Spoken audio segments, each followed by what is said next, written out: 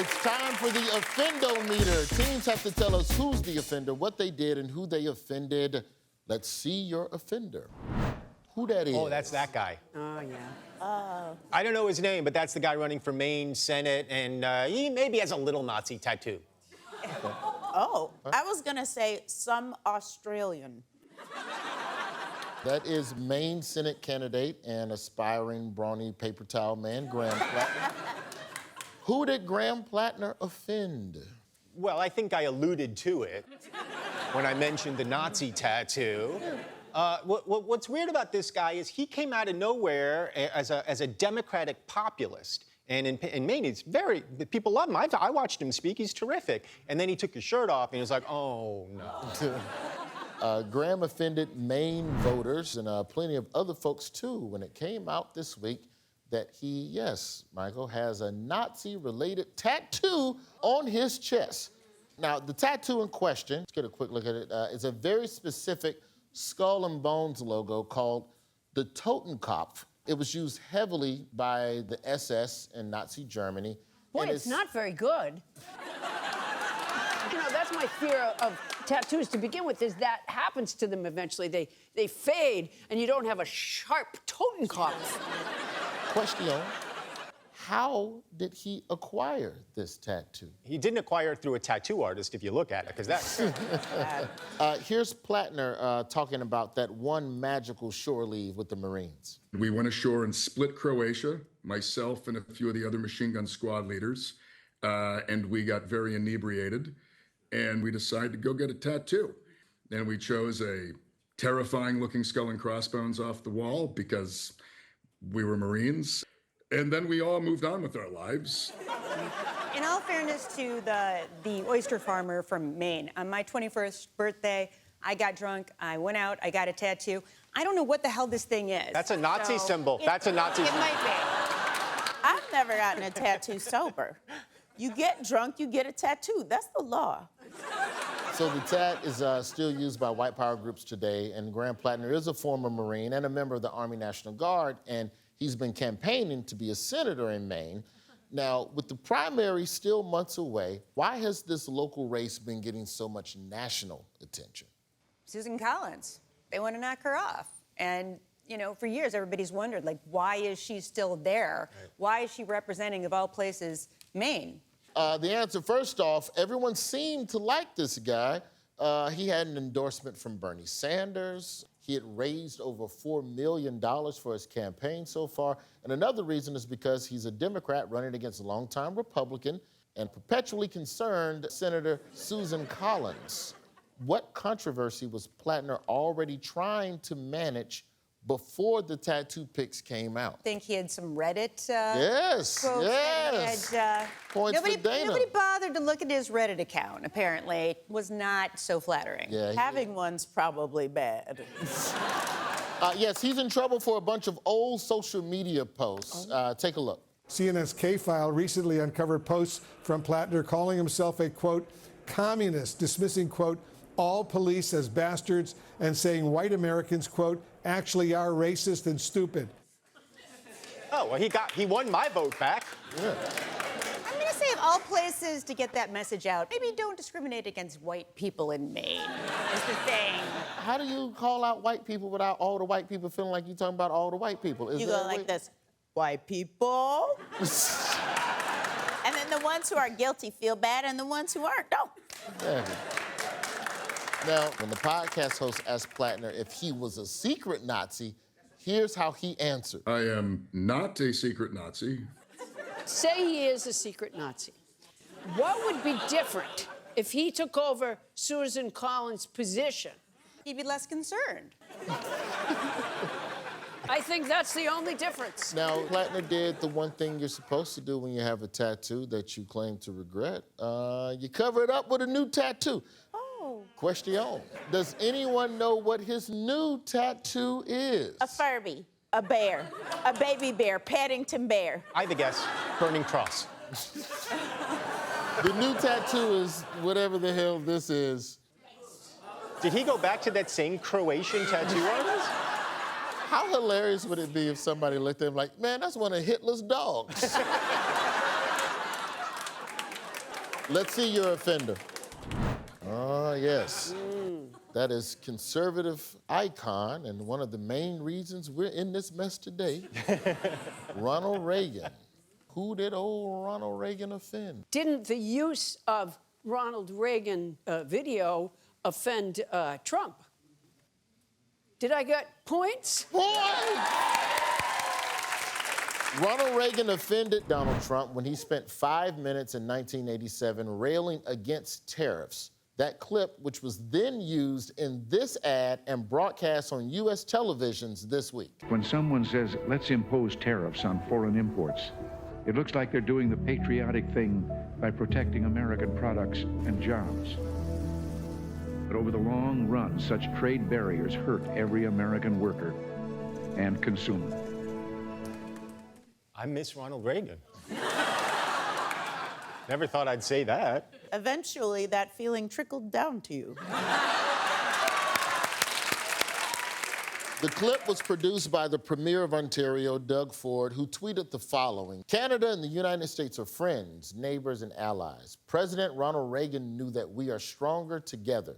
God bless Canada, and God bless the United States. Question: how did Donald Trump respond to that ad? He cut off all negotiations with the Canadians as a result of that ad. Except for on their ham because of the Egg McMuffin. President Trump called off trade negotiations with Canada in a Truth Social post, you know, because that's how we do things now. The president is up and posting this. Canada cheated and got caught. He writes they fraudulently took a big buy ad, saying that Ronald Reagan did not like tariffs when actually he loved tariffs for our country and its national security. That's what happened. Trump see a commercial he don't like, and then he just declare war, and he see one of them commercials, see Jake from State Farm, he'd be like, gotta get Jake up out of here. In reaction to Trump's post, Doug Ford responded with, quote, I've directed my team to keep putting our message in front of Americans over the weekend so that we can air our commercials during the first 2 World Series games. Let's see your offender. Who is that? It's racism, Barbie. All right, that is Press Secretary and Gone Girl, Caroline Leavitt. Who did she offend? She offended a writer at Huffington Post by making a yo mama joke in response to a legitimate question. Can you say yo mama one more time? That was perfect execution. Yes, Caroline Leavitt offended Huffington Post reporter S.V. Date with her response to his question about why Budapest was chosen for the peace talks between Russia and Ukraine. Take a look. When the Huffington Post asked who suggested that location, the press secretary and the communications director said, and I quote, your mom. Like, honestly, like, your mom just doesn't hit the same as your mama. It's too proper, like, you're your mom. It's like, oh. You're like, your mother. It's not right, doesn't roll off. Truth be told, like, most of these mama jokes are just too easy and they've been done too often. Just like your mama. Because it's always like you do a yo mama joke and then you always hit that one classmate, my mama dead. And like, here you go with your dead mama. The statement was actually twofold. First, it was Caroline Leavitt who responded to the reporter's text question with, your mom did, followed shortly by a response from White House Communications Director and kind of like a human Snorlax, Stephen Chung, who wrote simply, your mom. Okay, so that's a second source. Is it possible his mom did select Budapest as a location? We don't know. What? We don't know. Points. Thank you, Paula. It's time for Like Curious. I'll give you 3 biographical details about a public figure, but only one is true. You have to guess which is the truth and which are funky, nasty lies. Let's get started. Time for 3 facts about Fox News anchor Maria Bartiromo, seen here, sporting her business coastal grandmama look. Our facts are, she has a parrot named Maria Bartiromo. Joey Ramone wrote a song about her. Ooh. She tried out for the 96 Olympic U.S. diving team. Which one is the truth team? Michael, I start with you. Did she name a parrot after herself? That seems like legit. I think that You want to could go be with true. number one? I go with number one. We're going with a parrot named Maria Bartiromo. Okay. We want to do 3. She tried out for the Olympic team and did not make it. Joey Ramone wrote a song about her. Oh, this has disappointed America. Wait, Roy, are we going to get to hear some of it? Want to hear a little bit of it? Yeah. Here's a taste.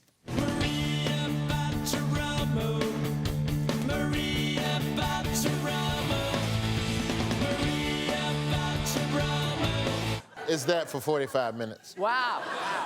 But that's from the era where, like, musicians would always sing about their favorite journalists. They actually struck up a friendship after Joey became an avid viewer of her on CNBC, and Joey was moved to write a song about her and invited her to watch him perform it at CBGB's at midnight, to which she said, quote, "Joey, I'm sorry to tell you, but I have to be on the air at 6 a.m., and I can't be anywhere at midnight except my bed, so I didn't go." I think she should have been flattered that someone wrote her a little song. Absolutely. When Paul McCartney called me, I was gracious. I said, yeah, I'll get up. Yeah. Time for 3 facts about rock and roll icon Bruce Springsteen. He called me. Seen here sporting one of them lesbian mohawks. Our facts about the boss are: his favorite TV show is How It's Made. He owns a full-size carousel. He inspired a Muppet on Sesame Street named Bruce Stringbean. I would know if there was a Bruce Springsteen Muppet on Sesame Street. If you want it to be number one, then I will join you. Number 1, his favorite TV show is How It's Made. We like Stringbean. We're going with Stringbean. Let's Dana? do it. All Let's right, do Dana. it. All right, answer. Bruce Springsteen was the inspiration for a Muppet on Sesame Street. And the Muppet was named Bruce Stringbean. This must have been before you popped in on Sesame Street. Take a look at this. Now some say that screaming 1 + 1 all night means we're thoughtless, cruel, and bad.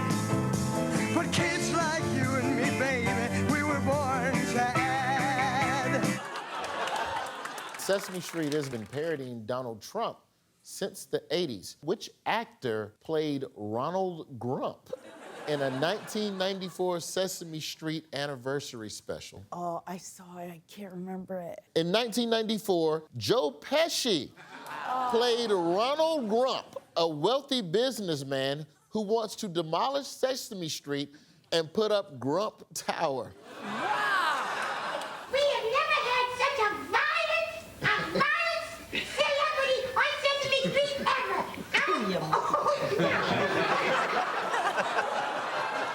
He spit on Elmo, then told Big Bird go home and get his shine box. Like that's... All right, time for 3 facts about former U.S. Congressman George Santos. Seen here, fresh out of jail in California, dreaming. Our facts are: George Santos has never eaten a vegetable. He owns the Zoltar fortune teller machine from Big. He was a child model. Oi. The thing is, there's nothing true about him. So how are we supposed to pick one true thing? None of it's true. Child model is the only thing we could prove. Right. This man loves a lie. He could lie about vegetable. He could lie about the Zoltar machine. But he can't lie if we see him in a JCPenney ad and a cute little hat. I'm gonna give both sides points because this is unprecedented. All of these are lies. That's what I said! Yeah, you did. That's what I said! It's time for missing words. Here's your headline: Boy throws blank themed birthday party. Boy throws bar mitzvah themed birthday party. That would be fun. Makes sense. Boy throws Jimmy Carter themed birthday party. A boy in New Jersey named Ryan recently turned 5 years old, and according to his mom, Ryan requested that the 39th president be the theme of his party. Take a look at this. He looked like he had a great time. I love it. Woo! Jump for Jimmy. Can I have your attention, please? and ain't a single nother kid at that party. Hey, Susan, did you get the RSVP for the Jimmy Carter? Yeah, I got it. We're not bringing the boy. Ryan's interest in Carter started in preschool when he was shown a picture of all the living presidents. The then 3-year-old Ryan was instantly captivated by Jimmy Carter. This is a made-up story. Even Rosalind Carter wasn't captivated by Jimmy Carter. Here's your headline. Driver stopped in California for using blank. The bird. I'm going to say driver stopped in California for using incorrect pronouns. Driver stopped in California for using hand-drawn license plate. The California Highway Patrol stopped a vehicle in Merced County after noticing something was a little bit off about the tag. Take a look at this tag, please. Honestly, not a bad effort. I don't see anything wrong with that if you want to keep yours nice. Yeah. Right? You don't want to get all fucked up with emissions and rain and so you make a paper one and you tell the cop the real one's at home. Wouldn't it be weird if George Santos made that for the 4 months he was in prison? Here's your headline. Blank are stealing blank in California again. Singing and dancing raisins are stealing Marvin Gaye songs in California again. Sea otters are stealing surfboards in California again. Surfers at Steamer Lane off the coast of Santa Cruz have made multiple reports of otters attacking them and then taking their surfboards. Be advised that they're flagging you down. There's a surfer in the water was bit by an otter. We're en route. All of a sudden, I feel this like nip on my foot. Look behind me, there's an otter on my board. Orduna says that after biting her, the otter took over her board for at least 20 minutes. And in the moment, she didn't know what to do. So then she got out and reported it like she thought somebody was, which otter? Show me which otter. The key word in that report is the word again. Because this also happened before in 2023. A female sea otter known as 841 went viral for also stealing surfboards. Wow. You know, they always seem so cute, and then it turns out they're pulling shit like that. According to the New York Times, quote, it's unclear if 841 is the culprit in this week's cases. If it is her, the cases may be written off as a troublesome behavior by a repeat offender.